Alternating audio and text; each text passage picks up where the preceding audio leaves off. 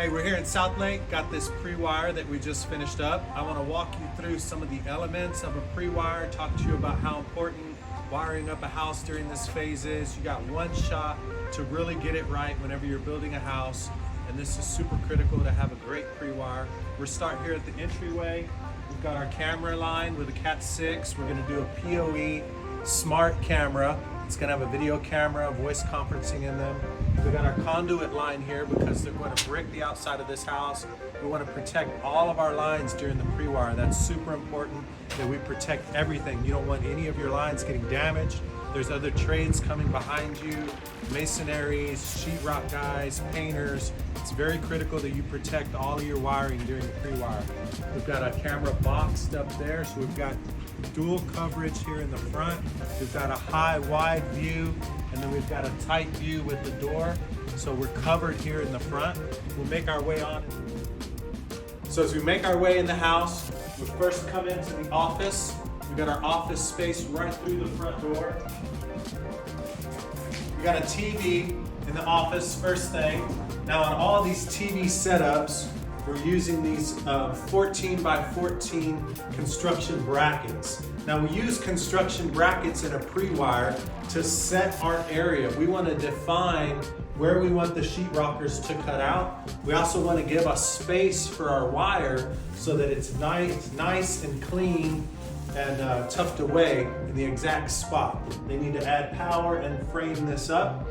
In this office, we're doing TV, pair of speakers in the ceiling. In the ceiling, we also have our construction brackets. We have our 16 gauge 4-conductor speaker wire going to the speakers, network connection back for the printer, and solid Wi-Fi. We make our way on into the house. This is our rack location. So at the end of the day, when all this is finished out, there's going to be a big equipment rack full of all kinds of things. Battery backups, amps, network switches, routers, everything to control all the AV and the automation in this house. And this is where we have our big beast bundle of wire coming in through to here. All different types of wire in this house. We have Cat 6, we have RG6, we have fiber optic cable, we have speaker wires 16.2, 16.4. All of this wire is coming into one central location right here, centralizing it so that we don't have equipment spread out all over the house. We're able to organize this stuff into a rack, manage the wire, manage the power, manage the heat, and make sure that the system runs efficiently. This is our living room setup. Again, we've got our box for our speaker, or for our TV, our 14 by 14 construction bracket for our TV. We're doing a sound bar in here over the fireplace with a nice big TV, rear speakers in the back, and an in-ceiling subwoofer right here. We also have a Prewire set, dual Cat 6 at this location here. This is going to be a central location where we're going to be able to have a touch panel. We could have a 10-inch touch panel in this location where we can go up here, we can disarm the security, we can turn on and off music from the entire house. We can see what TVs are playing and what the TVs are playing, all from this central location from a touch panel. We also have wired for voice control here using Josh AI, which is a private, secure voice control system where we can use automation throughout the entire house by just speaking words. Nice, huge, open concept, big kitchen space here. There's going to be an island here. Pair of speakers, have some great sound in this area. This house has amazing windows, great windows all around, and at all the window locations, we've wired dual Cat 6 cable. And so this will get finished, trimmed out, and this whole exterior wall will be foam. This wire will be hanging down in here, ready for motorized shades. Those motorized shades are powered by PoE, which stands for Power over Ethernet. That plugs right into your network switch, so you could use your existing network to power and communicate to the shades, which ties into your automation system. We're using Control 4 in this house. So you can talk to your system and say, hey Josh, drop the shades in the living room. And all the shades will be able to drop down. We have 1, 2, 3, 4, 5 windows in this room. And so all 5 windows will be able to drop at the exact same time. But having that dual Cat 6 wiring there gives us a backup. It only takes 1 wire, but we put 2 there just in case shades are such a critical thing. We've got a backup line for all of that. Make our way into the master suite.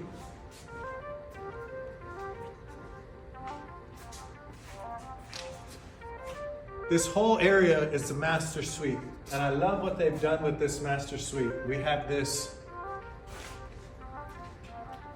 railing right here over the master, so all of this is open, which gives the master a really big feel. This is where the bed's gonna go. There'll be a couple lights here, low controls. So this is gonna be a really nice master space. One cool feature up here is going to be a drop-down motorized 65-inch TV that's going to come right out of this space, as well as a drop-down shade behind that window. So we'll have our fireplace, our window with a motorized shade, and then a motorized TV that drops down out of that. So once this is all finished, this is going to be a really neat wall.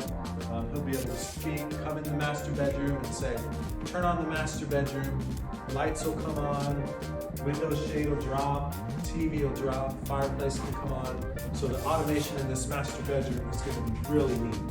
Well, other than the head end, where all the wires go in the house to the equipment rack location, we have a second major junction point where wires are coming through, and this is at our service junction.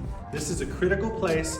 This is where the service from the outside, whether you're using Spectrum, AT&T, Frontier, we're here in South Lake, Texas, so those are the major providers. Whatever type of provider you have, this is where the connection point is from the outside and from the inside. So this joins together those 2 places here at this location. So we have a big bundle of wire that comes from the house, and this wire has our RJ11, RJ6, Cat 6, and fiber optic cable to make a junction point to account for whatever type of service so that they can have the full high-speed broadband internet brought into the house. We also have some conduit lines with string in it so that as the service comes from the pole to the outside, it can come up through conduit in a box and then get pulled by this string into our box right here, which is where we'll have the connection point in this garage. So in this garage here, really nice garage, there's a couple Tesla chargers. This is also next to where the electrical panel is. So just know that as you have service coming into the house, one of the codes that the service has to follow and that their supervisors come back and check on is that their service is grounded. See all these bare copper wires right here inside this panel? That's the grounding that connects into a huge grounding rod that goes down into the positive ions in the earth, and that directs a flow of electricity. So if there's any type of lightning strikes or surges, the intention is that it would come through these lines and then go all the way down from the, see this big, huge, solid line right here? This is the grounding line right here. So in order to have internet service, your junction point into the house needs to be next to the electrical panel for purpose of grounding, or else you could have big problems when you try to get internet and it's not there.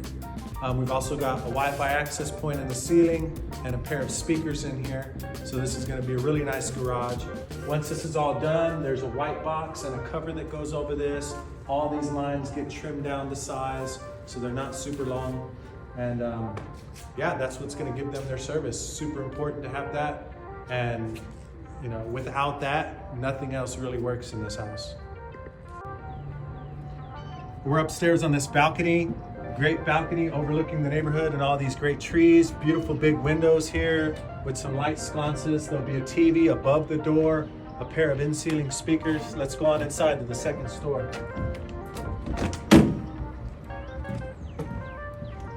We'll make our way in. This is going to be a nice library area filled with books and bookcases all around. Pair of a speaker in the ceiling, Wi-Fi booster. We'll have our motorized shades that'll drop. Right here, these blue boxes are the electrical lighting boxes. This is where the light switches are going to go. So when the electricians go to put in their switches, instead of putting in their regular normal switches, we're going to give them Zigbee Control 4 smart switches.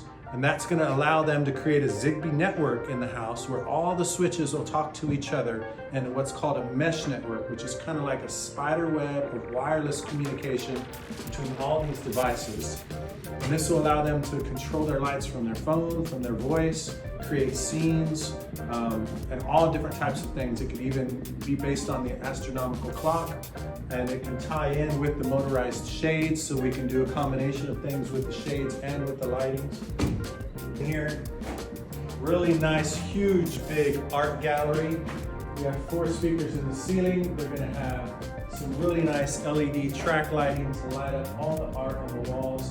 And this is where the other bedrooms are. There's 4 bedrooms up here. This is a 5-bedroom house.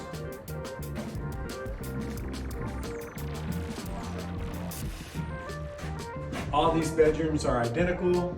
They all have a nice walk-in closet. Again, we've got our Versa box, 14 by 14 recess box with our TV lines right here protected and ready to go and be trimmed out. There'll be an insert into here. Power goes in the bottom, nice and tucked away. We'll have a surge protector, Apple TV, and all of our wires trimmed up in there. Each one of these rooms has a window with motorized shades on them. All these 4 bedrooms up here are identical. Let's walk over here. In this space right here, there'll be a loft area, just some nice seating, big, beautiful window to be able to look out. Chill area. We have a speaker in the ceiling, Wi-Fi booster. There's going to be full coverage of Wi-Fi all throughout this house, and an access area to a back deck where they'll have sound out there too. So with the combination of sound here in this loft area, sound in the library, and then the 4 speakers in the art gallery, this upstairs is going to sound really nice. It's going to have great Wi-Fi. All the TV connections are going to be really nice and tight to the wall and super clean. So this upstairs is really tucked away and ready to go. It's ready for foaming. They're going to foam all these exterior walls, and then they're going to sheetrock a level 5 sheetrock, which is a very fine textured sheetrock that'll be really clean and nice. Let's go down to the media room for our final stop. Last stop here is in our media room. Really, this is going to be a super fun game room. We've got 2 TV setups in here, a dual monitor. We've got a 5.1 surround sound setup, all in ceiling. We located our subwoofer right in the middle of the room, so we're going to have a full bass in this room. We're going to be able to do multiple things on these TVs. We could have both TVs playing the same thing. We could have a game system on one TV, and Apple TV playing a movie on the other TV. And then we've got access straight out of this room into this back play area where there's going to be the pool and lounging and a fire pit and a lot of really cool stuff. So this media room is going to be really nice. Again, we've got 5.1 surround sound, dual monitors, Wi-Fi, in-ceiling subwoofers, all pre-wired, prepped, and ready. All right, so that pretty much wraps up the walkthrough of our Prewire. You know, a lot of thought and detail goes into a Prewire because really you only have one shot to make it right, and there's so many different aspects that we're covering in this house. And so we got all of this wrapped up. Total Prewire time took about 2.5 weeks, a little over 120 man hours. We've got miles and miles of cable and wire in here, lots of drilling going on. So really, it's a big task. It takes a lot of people coming together. We're working with the electricians, with the builders, with the homeowners, with the pool guys, with the HVAC. We're bringing all of this together during this Prewire stage, and we're really setting the stage for future success. That's what Prewires are all about. You're wanting to anticipate any type of problems that are going to come up, make sure that everything's clean and tucked away, and that everything is provided for the future. So we're really looking ahead to the final install, making sure that that phase is going to go smooth as possible, because we're all about creating an effortless and enjoyable smart home experience. So thank you for checking out this Prewire with me, and we'll catch you next time.